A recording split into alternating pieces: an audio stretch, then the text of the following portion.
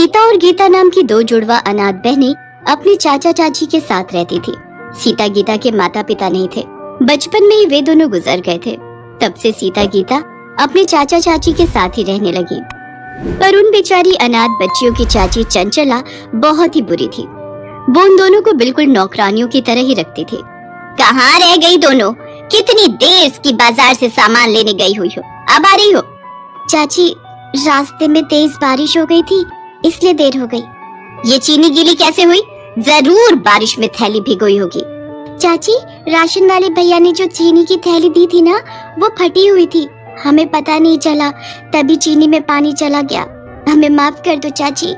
आज तुम दोनों की खैर नहीं, तुमने इतना नुकसान कर दिया। तुम्हारे माँ बाप हमारी छाती पर मूंग दलने के लिए तुम्हें दुनिया में छोड़ गए, खुद तो ऊपर चले गए और हमारे लिए मुसीबत छोड़ गए। चंचला, तुम्हें शर्म नहीं आती?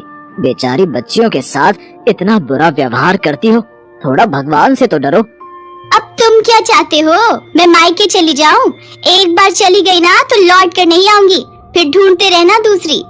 चंचला सीता गीता पर हमेशा ही हाथ उठाती रहती थी, जिस कारण वे दोनों बच्चियां रात के अंधेरे में सुबक सुबक कर रोती थी।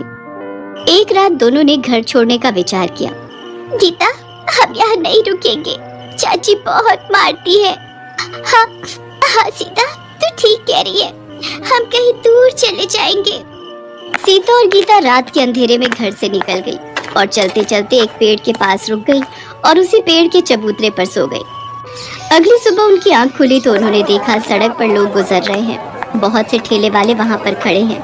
सीता, बहुत भूख लगी है, चल हम कुछ खाते हैं। पर गीता, हमारे पास पैसे नहीं है, बिना पैसों के हमें कोई भी खाने को कुछ नहीं देगा। एक बार पूछते हैं ना, शायद कोई दे दे। ठीक है, चलो।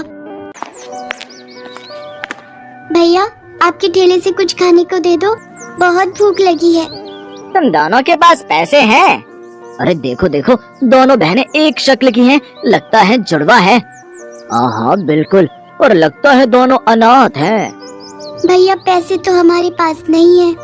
तो मुफ्त में तुम्हें क्या मिलेगा? पैसे लाओ तभी कुछ खाने को मिलेगा। ठेले वाला अभी दोनों को डांट ही रहा था कि तभी एक व्यक्ति वहाँ आता है। भीमा, इन बच्चियों को एक एक पराठा बना कर दे, मैं पैसे दे दूंगा। शुक्रिया अंकल। तुम दोनों कौन हो बेटा? अंकल, मेरा नाम सीता है और ये मेरी छोटी बहन गीता।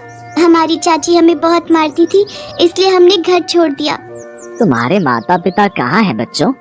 हमारे माँ बापू नहीं है अंकल, हम बचपन से ही अपने चाचा चाची के साथ रहते हैं। अच्छा अच्छा अच्छा, तो ये बात है। अच्छा भीमा, तेरे पास अभी नूडल्स के कितने पैकेट बचे हैं? 20 पैकेट और दे जाओ। बच्चों आओ, तुम मेरे साथ ऑटो रिक्शा में बैठ जाओ, ऐसे अकेले घूमना तुम्हारे लिए ठीक नहीं है बेटा। सीता और गीता उस व्यक्ति के साथ ऑटो में बैठ जाती है। उस व्यक्ति का नाम राजेश था।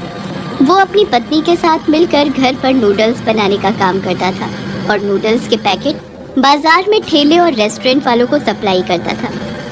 सीता और गीता राजेश के साथ बातें कर रही थी, तभी राजेश के सीने में दर्द उठने लगा। क्या हुआ अंकल, आप ठीक तो हो?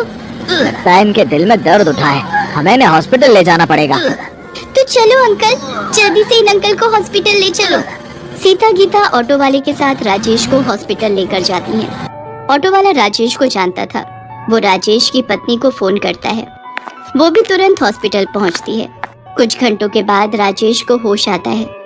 राजेश को डॉक्टर हार्ट में दिक्कत बताते हैं। राजेश सीता और गीता को पत्नी से मिलवाता है। अब कैसा लग रहा है जी? मैं ठीक हूँ संध्या, चिंता मत करो, ये सब तो जीवन में चलता ही रहता है। बाकी इन बच्चियों से मिलो, ये सीता गीता है। इधर आओ बेटा। ये दोनों बच्चियां तो देखने में बिल्कुल एक सी शक्ल की हैं। तुम दोनों जुड़वा हो?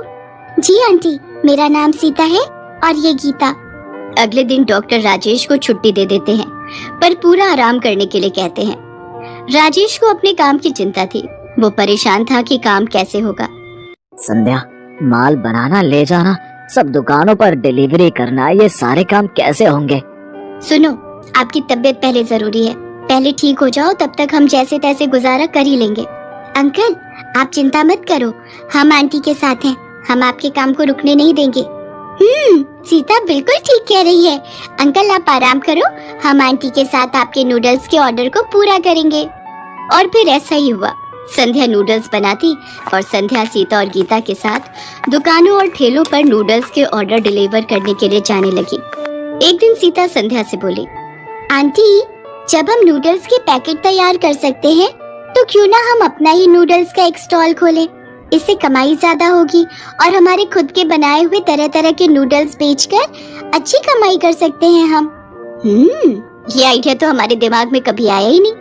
क्या तो तुम ठीक रही हो राजेश, मैं सोच रही हूँ सीता और गीता ठीक कह रही हैं। हम खुद के नूडल्स का स्टॉल खोलते हैं ना, शायद हमारी कमाई अच्छी हो जाए। ठीक है संध्या, पर बहुत मेहनत लगेगी। तुम्हें सुबह उठकर सारी तैयारी करनी पड़ेगी। स्टॉल पर सारा दिन खड़े होकर नूडल्स बेचने होंगे। क्या तुम ये कर पाओगी? मुझे बस आपका साथ चाहिए और फिर मेरे साथ सीता और गीता जैसी इतनी प्यारी प्यारी बच्चियां भी तो हैं। और फिर संध्या ने सीता और गीता के साथ मिलकर अपने ही बनाए नूडल्स को तैयार करके बेचने के लिए एक स्टॉल किराए पर ले लिया। सीता और गीता जुड़वा बहनें थीं। लोग जब उन दोनों को स्टॉल पर संध्या के साथ नूडल्स बनाते देखते तो आश्चर्यचकित होते और वो स्पेशली उनके स्टॉल पर नूडल्स खाने जरूर आते। धीरे धीरे ग्राहक उनके स्टॉल पर बढ़ने लगे और संध्या के नूडल्स स्टॉल की अच्छी कमाई होने लगी। संध्या, सीता और गीता दोनों बच्चियां मेरे लिए बहुत भाग्यशाली बनकर आई हैं। सचमुच तुम दोनों बच्चियां मेरे लिए बहुत लकी हो। राजेश की तबीयत में सुधार आ जाता है। अब वो नूडल्स के पैकेट की सप्लाई के साथ साथ अपने स्टॉल पर भी नूडल्स बनाने में संध्या और सीता गीता की मदद करने लगा और वो सफलता को छूने लगा। एक दिन सीता गीता के चाचा ने उन्हें नूडल्स स्टॉल पर देख लिया। सीता, गीता, मैंने तुम दोनों को बहुत ढूंढा। मेरी बच्चियों, तुम घर छोड़कर क्यों चली गई? चाचा, हम चाची से मिले और दुख नहीं झेल सकती थी, इसलिए हमने घर छोड़ दिया। और चाचा, अब तो हमें माता पिता के रूप में अंकल आंटी भी मिल गए हैं। अब हम इन्हें छोड़कर कहीं नहीं जाएंगे। अब यही हमारे लिए सब कुछ है। सीता गीता की ये बात सुनकर राजेश और संध्या उन्हें गले लगा लेते हैं। आखिर उन अनाथ बच्चियों को माता पिता के रूप में राजेश और संध्या जो मिल गए थे और फिर बच्चियों को आशीर्वाद देकर उनका चाचा आंखों में आंसू लिए चुपचाप वहाँ से चला जाता है। अगर आपको ये वीडियो पसंद आया है तो प्लीज लाइक, सब्सक्राइब, कमेंट्स करें इस वीडियो पर।